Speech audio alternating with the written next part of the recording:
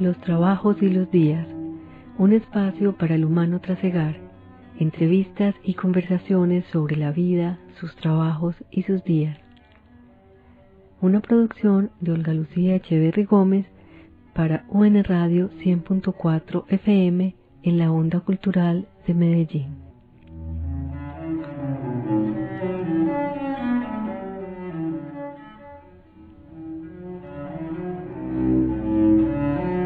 Las cosas grandes deben ser dichas con sencillez, el énfasis las estropea. Jean de la Bruyère.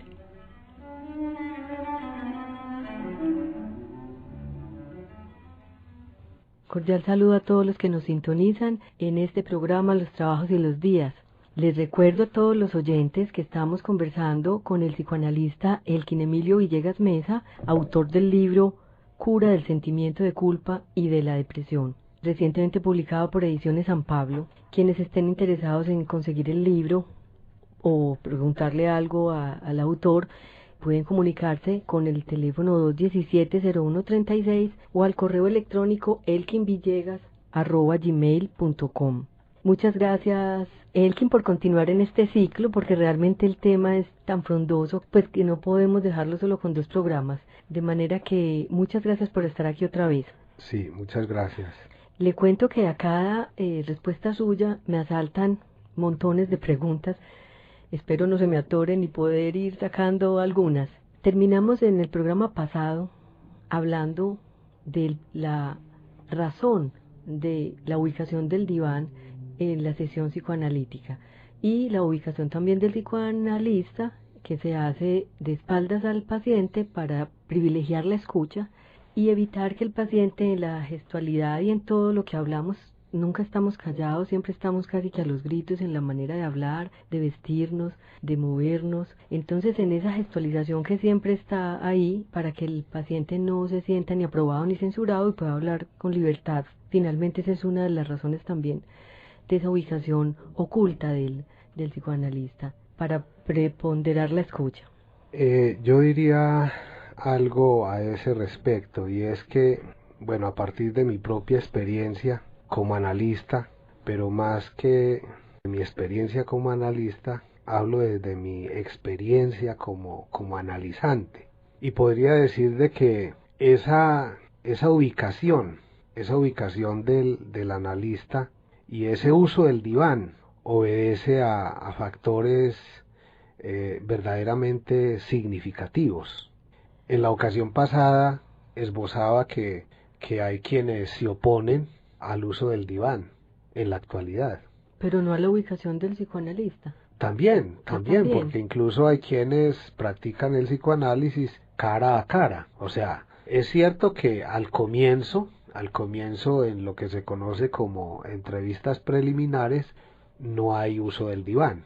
O sea, en la fase o en el periodo de las entrevistas preliminares se está frente a frente. Pero, y ahí es donde yo hago un reparo, y es pensar en un final de análisis que coincida, por ejemplo, con este efecto singular del que yo hablo en mi libro, o sea, la cura o la reducción del sentimiento de culpa y de la depresión en un dispositivo donde no hay diván. O sea, a mí me parece un poco complicado de que un sujeto con una neurosis obsesiva, por ejemplo, en donde todo el mundo sabe, al menos en este campo, que el sujeto sufre de manera terrible a consecuencia de esas voces que una psicoanalista argentina no duda en llamar como las voces del superyo, se puedan reducir sin un dispositivo con diván a bordo, porque ahí es donde yo veo que el diván es necesario, y que muchos, no sé por qué razones, muchas veces pueden ser razones de tipo intelectual, de tipo académico, otras veces, y esto es lo más problemático, el terapeuta no usa el diván porque él no sabe de los efectos de eso. O sea, si él no ha pasado por una experiencia de análisis en la que él haya experimentado, digamos, el efecto de pasar por el diván, pues él no lo va a poder hacer, no lo va a poder practicar con sus pacientes. Por eso, desde el primer programa venimos diciendo de que es fundamental que en el caso del psicoanalista haya pasado por una experiencia de análisis. Y eso todo el mundo lo sabe. El problema es que se ha convertido en una especie de creencia, una creencia que ya casi nadie duda de ella, ¿sí? Una cosa que se da de por sí, pero que nadie se ha puesto en la tarea de pensar, de dudar si en efecto todo aquel que se auto denomina psicoanalista o que lo llaman psicoanalista por el hecho de que da conferencias y en sus conferencias trae a colación ideas de Freud, de Lacan, etcétera, etcétera. Efectivamente esa persona pasó por una experiencia de análisis y eso no está claro, o sea, yo no lo vi claro. Sí, de hecho, cuando yo comienzo a preguntarme por esto a partir de un chiste de Miller, que no vi en ello nada de chistoso, sino una verdad dicha por medio del recurso del chiste, a partir de ahí comencé a tener cualquier cantidad de dificultades en ese contexto académico y universitario de maestría además, ¿sí? Porque en el prólogo que tiene el libro, que incluso está a cargo de Jesús da Pena, psiquiatra, psicoanalista, Jesús María da Pena, que estuvo en este programa hace ya muchos años, pero hablando del cine, porque él es un gran apasionado del cine, y en esta ocasión cuando nos visitó hace ya como 4 años o más, estábamos hablando de cine, pero en el prefacio que le escribe, un lector atento nota que hacia el final de ese prefacio, él sí menciona que el autor pues está alabando un poco que usted vuelva a una pregunta que es conflictiva, que es esta de hacer una autocrítica en la trastienda del psicoanálisis, es decir, todos los psicoanalistas sí han logrado llegar pues a cumplir, digamos, ese mandato de ellos haberse psicoanalizado antes de ejercer. Y a partir de ese evento que usted menciona, como que a partir de una pregunta que usted quiere hacerse de este famoso psicoanalista Jacques Alain Miller, y por qué no leemos incluso la cita, de que, en fin, como chiste se puede decir que el núcleo de la formación de los analistas consiste en curarlos del sentimiento de culpa. No hay cura con culpa. O sea, no hay cura posible que pueda llevar a cabo el psicoanalista si él se siente culpable. Ahora, y aquí hay una cosa puntual que hay que agarrar como con pinzas, y es que el sentimiento de culpa puede ser consciente o puede ser inconsciente. O sea, un sujeto puede no sentirse culpable a nivel consciente y sin embargo, a nivel inconsciente sentirse muy culpable y esa culpabilidad lo puede llevar a sufrir, a fracasar en distintos ámbitos porque uno de los propósitos de un superyo, digamos, punitivo, culpabilizador y castigador es llevar al sujeto a la muerte, a experimentar lo peor. Pero lo más impresionante es que en el prefacio Jesús María da Pena dice que usted no toma esa parte de este Jacques Alain Miller no lo toma como un mero chiste y que su inquietud se torna en piedra de escándalo y la escena se preña de consecuencias, al punto de que más adelante dice que incluso usted quedó casi en la parte académica, también vivió como un castigo por haberse atrevido a plantear una pregunta compleja. Claro, claro, es que cuando alguien, y yo creo que esto pasa en la ciencia, pasa en todas partes, desafortunadamente, bueno, es algo de la condición humana.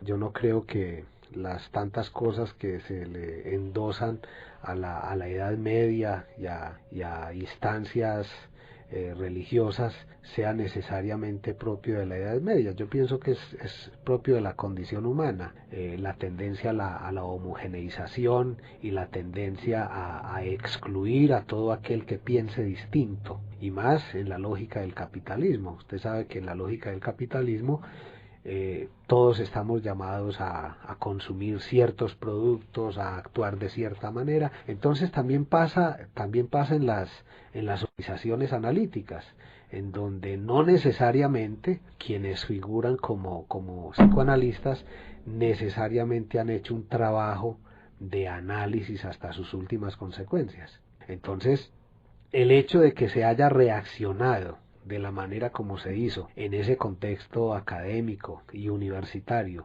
tras la emergencia, tras la aparición de esta pregunta de investigación, fue lo que me puso a mí en la pista de que efectivamente se estaba tratando un tema significativo. O sea, operé tal cual como se opera, digamos, en la dirección de la cura. Cuando un analista y todos los que hayan practicado el psicoanálisis y sepan de esto de las emergencias, de la resistencia, y todo el que haya sido paciente lo puede verificar, puede dar testimonio de esto que estoy diciendo. O sea, cuando en el curso de un análisis un sujeto se da cuenta de que hay algo que le genera angustia, que le genera malestar, el sujeto se resiste. Y eso fue lo que pasó en ese contexto universitario. O sea, tan pronto cambié de pregunta de investigación, que entre otras cosas cambié muchas veces de pregunta de investigación, pero cuando finalmente llegué a esta, a partir del famoso chiste de Miller, porque Jacqueline Miller lo presenta como un chiste, y yo la lectura que hice obviamente no fue una lectura intelectual, no fue una lectura racional, no fue una lectura, bueno, sí fue intelectual, sí fue racional, pero fue una lectura que hice también y sobre todo a partir de mi propio análisis. Yo creo que si yo no hubiera pasado por un análisis como el por el que he pasado, difícilmente hubiera encontrado, digamos, en esa afirmación dicha por medio de la modalidad del chiste, lo que ahí se dice. O sea, si esa afirmación de Miller tuvo en mí una significación particular, fue precisamente por el trabajo que yo ya venía haciendo desde hacía años en mi propio análisis y a propósito del sentimiento de culpa. Claro que sí, por eso es que yo dije desde el primer programa que el libro me parecía valiente y necesario, porque recordando incluso a Fernando González, que se definía como de la escuela de los solitarios, porque se salía del rebaño y porque a veces hay que también estar en esa... Y porque lo sacan, es que incluso el mismo Miller y todo analista sabe que cuando este oficio se asume, digamos, de manera adecuada, es muchas veces inevitable ser excluido, sí, porque es que cuando un sujeto ha pasado por la experiencia de análisis, digamos que ha conquistado en su decir una palabra que no concuerda, digamos, con la palabra imaginaria que circula en la vida cotidiana y en la vida social. Entonces, cuando un sujeto se pronuncia de manera efectiva, de manera puntual, en relación a algo del orden de lo real, que habita en el inconsciente humano, pues lo normal es que se produzcan reacciones. Entonces, la reacción que allí se produjo, yo la entendí precisamente como parte del proceso investigativo. O sea, eso me dio incluso mucha más confianza, eso me animó mucho más a continuar con el trabajo. O sea, en vez de desanimarme, que es lo usual que sucede cuando a un estudiante, un profesor connotado lo sanciona, a mí eso antes me incendió de pasión. Menos mal, porque lo que trata además el libro, finalmente entre miles de cosas, porque el libro pues es un libro muy juicioso, lleno de vectores, pero el solo título, Cura del sentimiento de culpa y de la depresión, va a dar cuenta de que el psicoanálisis puede curar. Sí, eso es un hecho. Y yo ahí pongo en evidencia no solamente un asunto teórico, no solamente un asunto conceptual, un asunto intelectual. Ante todo, el libro, la elaboración que está contenida en él es una vivencia, es una experiencia personal. Es que es más, yo me atrevería a decir, y me excusan los oyentes por ser tan pretencioso en esto, pero la verdad es que así lo he vivenciado, y todos los que me han escuchado este discurso ya en conversaciones personales saben que yo tengo una idea clara de esta elaboración, y casi que podría decir que es mi testimonio del pase. ¿Sí? O sea, dado que no se me ha permitido dar cuenta, digamos, de esos avatares personales, apareció el libro, propios de la experiencia analítica, porque es que se llega a un momento en el cual, cuando ya uno tiene su análisis tan avanzado, uno quiere hablar de eso, de lo que ha pasado. O sea, el testimonio del pase responde a una necesidad de todo aquel que siente que efectivamente ese dispositivo llamado psicoanálisis sirve para algo y que tiene efectos terapéuticos. Y cuando digo efectos terapéuticos, bueno, recuerdo una frase muy bonita que le he escuchado varias veces a Gonzalo Soto Posada, que es un lector de Séneca, y Séneca habla de la tranquilidad del alma. Me parece que ese es un ideal humano. Todo el mundo aspira a experimentar tranquilidad en su alma. Pues bien, yo estoy completamente convencido de que un análisis bien conducido, o sea, conducido por un analista bien formado, produce efectos de tranquilización, y en mi caso particular, en lo clínico, en lo vivencial, ha consistido en una reducción considerable del sentimiento de culpa. Que alguien podría decir, bueno, pero es que eso tiene un inconveniente, y es que si se reduce el sentimiento de culpa, eso produce un cínico, un sujeto canalla que le da lo mismo ir por el mundo haciendo cosas y afectando a los demás. Es que ese es el punto, o sea, es curar al psicoanalista o al practicante o al analizante en tanto, mejor dicho, es curar al analista como paciente, pero no como sujeto. ¿Sí? O sea, la cura del sentimiento de culpa no borra, digamos, al sujeto responsable. Antes lo que hace esa reducción del sentimiento de culpa es generar muchos más grados de responsabilidad en ese sujeto en la vida cotidiana y en la relación con el otro. O sea, es que ahí hay un doble movimiento. O sea, de un lado se reduce el sentimiento de culpa, que entre otras cosas Lacan lo relaciona con lo imaginario. O sea, la reducción del sentimiento de culpa coincide con la reducción de lo imaginario, que en muchísimos casos genera malestar y sufrimiento, pero lo que hace es relanzar al sujeto y hacerlo mucho más responsable, mucho más ético. Incluso en uno de los apartes del libro yo digo que, si bien es cierto, esta no es la época de los griegos ni de los romanos, es la época del capitalismo salvaje, es la época de los goces contemporáneos, como diría Lacan. Un análisis llevado hasta sus últimas consecuencias produce un efecto griego, es decir, un sujeto no atormentado por los imperativos morales, no atormentado por el exceso de culpa. Y digo exceso porque la culpa es necesaria para poder reparar los actos que realizamos en la relación con el otro. O sea, de eso es de lo que yo me ocupo, por ejemplo, en mi tesis de maestría en filosofía, ¿sí?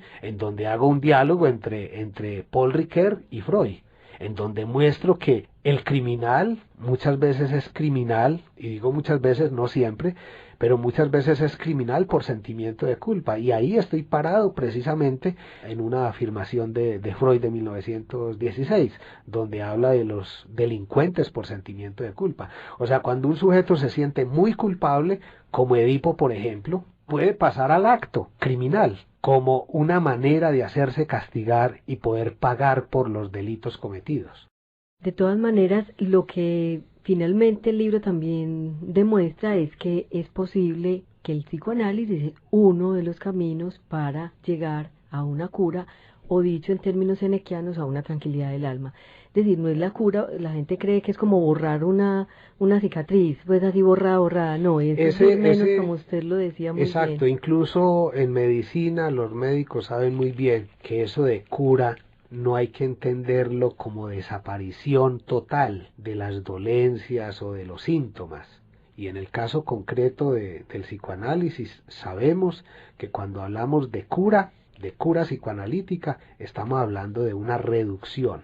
No estamos hablando de la desaparición total de eso que se ha pretendido curar, en este caso el sentimiento de culpa y la depresión.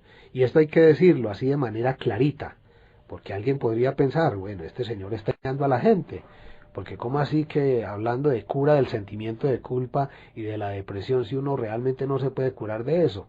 Y así es, o sea, no se puede curar en el sentido de suprimir totalmente la culpa, además porque la culpa es necesaria en el vínculo social. Si no fuera por el sentimiento de culpa, los seres humanos nos acabaríamos entre nosotros mismos. Sí, o sea, es la culpa la que nos hace, sí, claro, es el soporte de la civilización. Es más, esa es la tesis de Freud. Pero aquí estamos hablando de dos tipos de culpas. Una cosa es la culpa que sirve y que es necesaria al lazo social, y otra cosa es el sentimiento de culpa excesivo en patologías como la neurosis obsesiva o en las melancolías. Claro, y si así y todo con el sentimiento de culpa termina siendo como un regulador, estamos como estamos, al menos pues en este país donde la gente la matan a pedazos, las motosierras la cortan y toda esta cosa, ¿cómo sería si no? Es que ese es un tema, ese es un punto muy importante, Olga, que usted toca, y es que parece, y esto me parece que hay que plantearlo como conjetura y con mucho cuidado, porque con esto se puede incluso afectar a otros que no quisieran escuchar esta cruda y maluca realidad, pero parece que hay sujetos, muchos sujetos, sobre todo en la contemporaneidad, a los cuales la conciencia moral, o lo que Freud llamaba el superyo, no les funciona. Y no les funciona al punto de que les da lo mismo matar a un ser humano o matar una mosca. O sea, ahí ya estamos hablando de sujetos que, si bien no se podría decir que están curados del sentimiento de culpa, sí podemos hablar de sujetos que no sienten culpa. O sea, estructuraron una personalidad, y eso en el psicoanálisis se conoce con el nombre de perversión, que consiste en que el sujeto no siente culpa, rara vez siente culpa por las cosas que hace, gravísimas muchas veces, no siente culpa. Y eso es terrible, porque esto tiene que ver con algo que en el mismo psicoanálisis se ha dado en llamar el declive de la función paterna. Y esto tiene que ver con la familia, y esto tiene que ver con la educación. O sea, cuando un niño crece en un ambiente familiar donde no hay un padre que llama a rectificar tal o cual cosa, pues a partir de esa ausencia de las palabras prohibitivas del otro es que se conforma o se constituye el superyo. O sea, hay gente que tiene un superyo sumamente débil. Y claro, al tener un superyo sumamente débil, ese sujeto no siente culpa por casi nada. Entonces ese no es un candidato para el psicoanálisis. O sea, un sujeto que no se sienta culpable difícilmente le va a demandar a un psicoanalista un análisis, porque es que eso no lo atormenta a él. O sea, ¿quiénes somos los que hemos ido a tocarle la puerta a un psicoanalista? Bueno, todos aquellos que nos hemos sentido angustiados, nos hemos sentido encartados con los imperativos de esa conciencia moral, y que hemos visto la necesidad de reparar, de rectificar eso que hemos imaginado, eso que hemos deseado, eso que hemos dicho o eso que hemos hecho en la relación con el otro. En el caso del sujeto con una estructura perversa, eso no se da.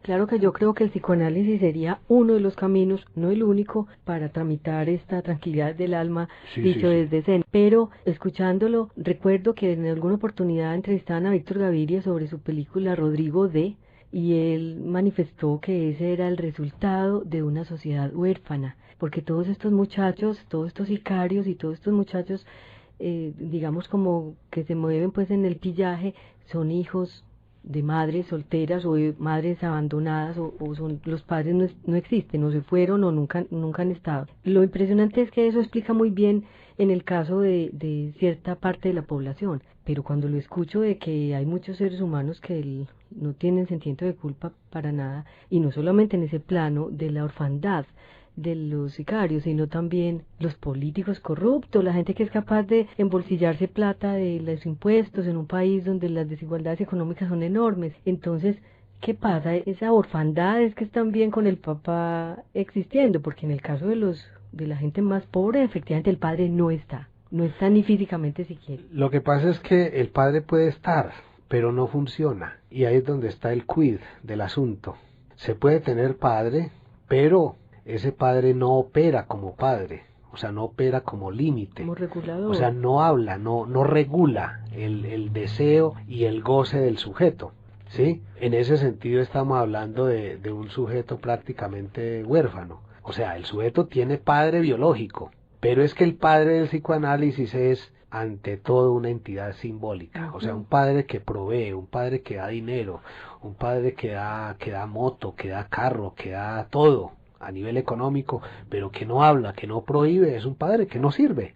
En el psicoanálisis eso está claro. Claro, pero entonces... Lo que pasa es que en esta época de mercantilismo, el padre que supuestamente funciona es el proveedor, pero resulta de que eso es una distorsión, incluso es una traición con la historia, con la misma fe religiosa, es una traición con el derecho romano, con el psicoanálisis, porque eso es poner patas arriba la realidad humana. Claro, y hasta con la sociedad, casi que un acto de responsabilidad de esos padres permisivos que ahora se dan tanto, porque y muy culpables, porque es que son padres que se ausentan y por ese ausentismo o por esas dificultades propias de la contemporaneidad y de las relaciones interpersonales en el campo del amor, entonces esos padres son destituidos, muchas veces son padres destituidos por la misma madre, y son padres tan culpables que esa culpabilidad los lleva a ser excesivamente melosos y condescendientes y permisivos, y no se dan cuenta de que con esa actitud se están borrando a sí mismos y están impidiéndole al otro operar de manera adecuada en la relación con los demás y en la vida, porque es que todo el que no tiene, digamos, ese aparatico interno, que es el super yo, funcionando como una especie de tribunal que llama juicio y que pone a pensar en lo conveniente e inconveniente, dicho o hecho en la relación con el otro, es un sujeto que finalmente termina muy angustiado. Y por supuesto en eso tiene mucha culpa la sociedad del neoliberalismo y del libre mercado, donde una sociedad de consumo donde para el fin justifica los medios. Pero bueno, continuaremos entonces porque el tema sigue dando mucho que pensar. Muy bien. Le agradezco mucho a Elkin Emilio Villegas Mesa. Le recuerdo a los oyentes que continuaremos conversando con él a propósito de su libro Cura del sentimiento de culpa y de la depresión. En los controles técnicos, Jorge Benjumea. Realización y presentación, Olga Lucía Echeverry Gómez. Sigan en sintonía de 100.4 FM, UN Radio, emisora cultural de la Universidad Nacional de Colombia.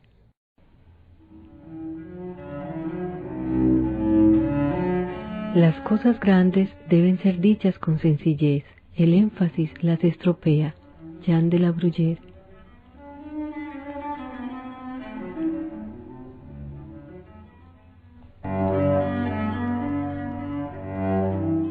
Los trabajos y los días. Un espacio para el humano trasegar. Entrevistas y conversaciones sobre la vida, sus trabajos y sus días. Una producción de Olga Lucía Echeverry Gómez para UN Radio 100.4 FM en la Onda Cultural de Medellín.